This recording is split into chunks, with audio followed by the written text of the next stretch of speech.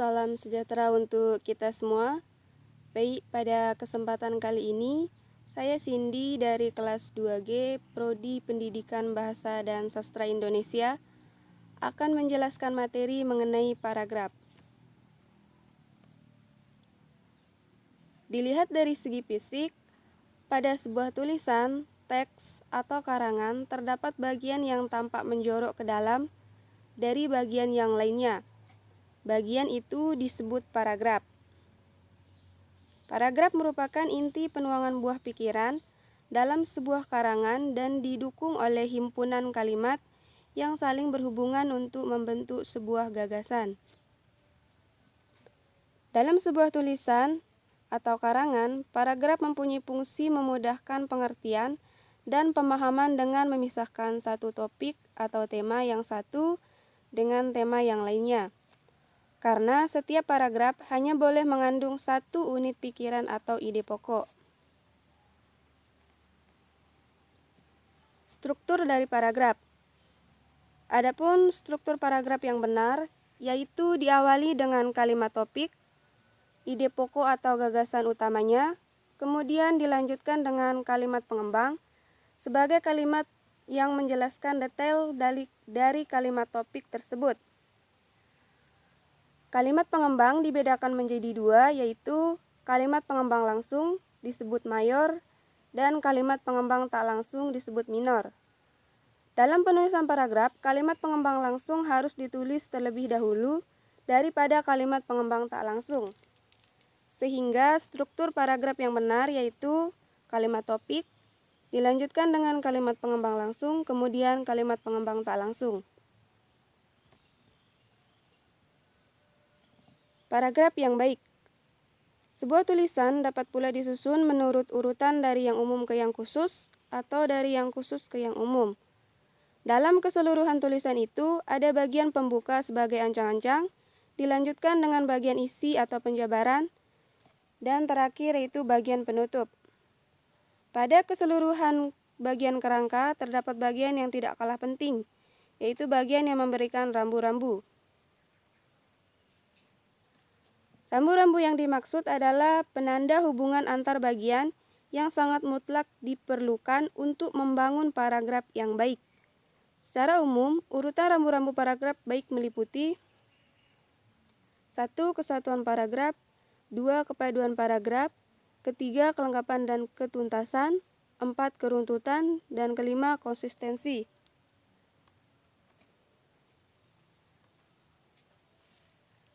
Kesatuan paragraf. Sebuah paragraf dikatakan memiliki kesatuan jika paragraf itu hanya mengandung satu gagasan utama dan kalimat-kalimat dalam paragraf mengarah pada satu pokok atau tidak menyimpang dari pokok pembicaraan.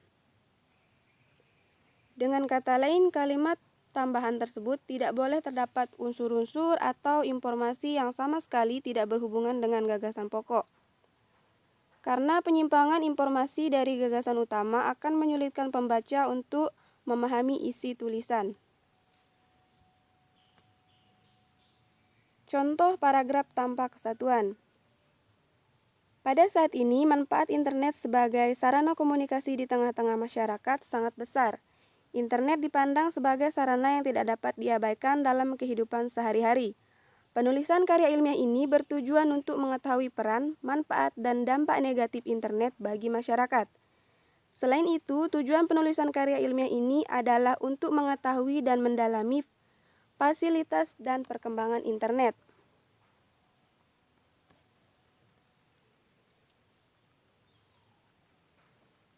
Paragraf ini harus dipecah ke dalam dua paragraf karena berisi dua gagasan utama yang berbeda. Jadi, contoh paragraf yang memiliki kesatuan yaitu paragraf 1, internet sebagai sarana komunikasi di tengah-tengah masyarakat pada saat ini sangat besar andilnya.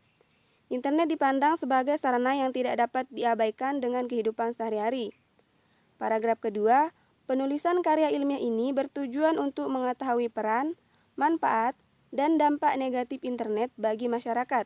Selain itu, tujuan penulisan karya ilmiah ini adalah untuk mengetahui dan mendalami fasilitas dan perkembangan internet.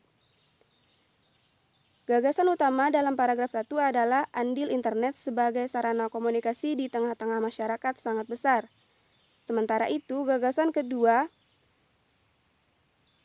utamanya adalah tujuan penulisan karya ilmiah. Kepaduan paragraf. Sebuah paragraf dikatakan memiliki kepaduan jika terdapat keserasian hubungan antar kalimat dalam paragraf. Ada 9 unsur. Yang pertama, kata transisi atau ungkapan penghubung antar kalimat. Ketepatan penggunaan kata transisi berpengaruh terhadap ketegasan informasi. Contohnya, kalimat Jaka memelihara ayam karena rumahnya kotor berbeda maknanya dengan kalimat Jaka memelihara ayam sehingga rumahnya kotor. Kedua, referensi atau pengacuan. Merupakan hubungan antar referen dengan lambang yang dipakai untuk mewakilinya. Contoh, benda yang disebut rumah adalah referen dari kata rumah. Ketiga, substitusi atau penyulihan. Penggantian konstituen dengan menggunakan kata yang maknanya sama sekali berbeda dengan kata yang diacunya. Contohnya, kata Jepang dapat disulih dengan frasa negeri Sakura atau ada yang menyebut dengan frasa negeri matahari terbit. Dalam paragraf, penyulihan digunakan untuk menghindari pengulangan kata atau ungkapan. Keempat, elipsis atau pelesapan. Merupakan pelesapan unsur bahasa yang maknanya telah diketahui sebelumnya berdasarkan konteksnya.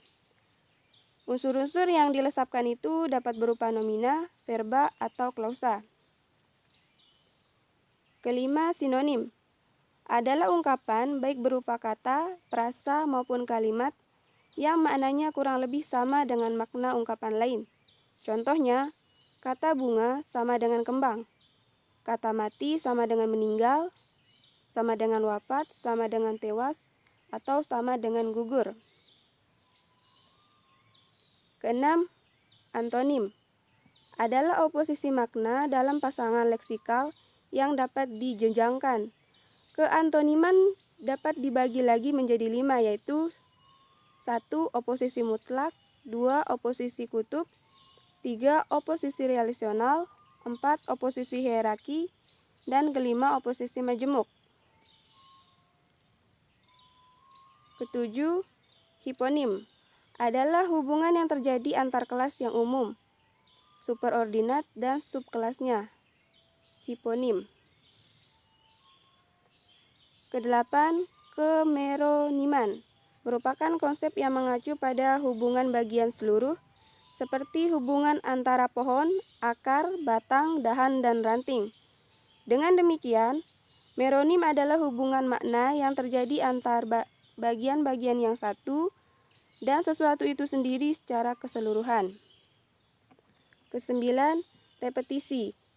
Adalah penyebutan kembali suatu unit leksikal yang sama telah disebut sebelumnya. Perulangan dapat berupa perulangan kata, frasa, ataupun klausa.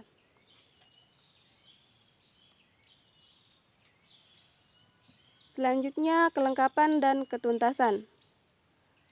Aspek kelengkapan ini terpenuhi jika semua informasi diperlukan untuk mendukung atau menjelaskan gagasan utama yang sudah cukup tercakup. Ketuntasan dapat dimaknai ke dalam pembahasan, yakni semakin konkret penggambaran suatu objek, akan semakin jelas informasi yang disampaikan. Dengan begitu, pembaca akan memperoleh informasi secara utuh. Selanjutnya, keruntutan. Sebuah paragraf dikatakan runtut jika uraian informasi disajikan secara urut. Tidak ada informasi yang melompat-lompat sehingga pembaca lebih mudah mengikuti jalan pikiran penulis. Keruntutan paragraf ditampilkan melalui hubungan formalitas di antar kalimat yang membentuk paragraf. Hubungan formalitas tersebut menunjukkan pola urutan penyajian informasi. Ada beberapa model urutan informasi seperti urutan tempat, urutan waktu, urutan khusus umum, urutan tingkat, urutan apresiatif, urutan sebab akibat, dan urutan tanya jawab. Konsistensi, yaitu ketetapan penulis dalam membuat tulisannya. Hal ini merujuk pada sudut pandang yang digunakan.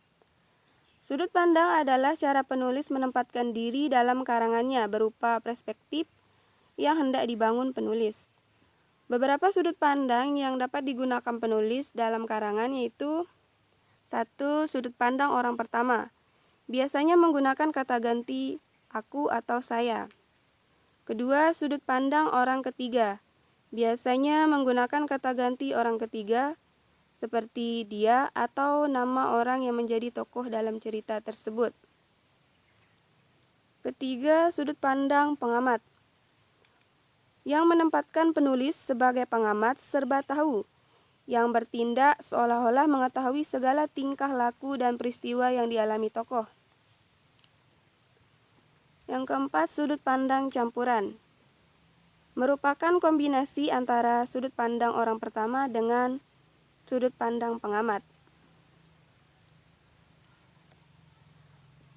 Kemudian jenis paragraf. Jenis paragraf ada 5. Yang pertama, paragraf deduktif adalah paragraf yang ide pokok atau gagasan utamanya terletak di awal paragraf dan diikuti oleh kalimat-kalimat penjelas untuk mendukung gagasan utama itu. Yang kedua, paragraf induktif adalah paragraf yang kalimat topiknya terdapat pada bagian akhir. Ketiga, paragraf campuran adalah paragraf yang kalimat topiknya terdapat pada bagian awal dan akhir paragraf. 4. Paragraf interatif, yaitu paragraf yang kalimat utamanya terletak di tengah-tengah paragraf. Yang kelima, paragraf dengan ide pokok tersebar. Pola semacam itu tidak memiliki kalimat utama. Pikiran utamanya menyebar pada seluruh paragraf atau tersirat pada kalimat-kalimat yang terkandung di dalam paragraf tersebut.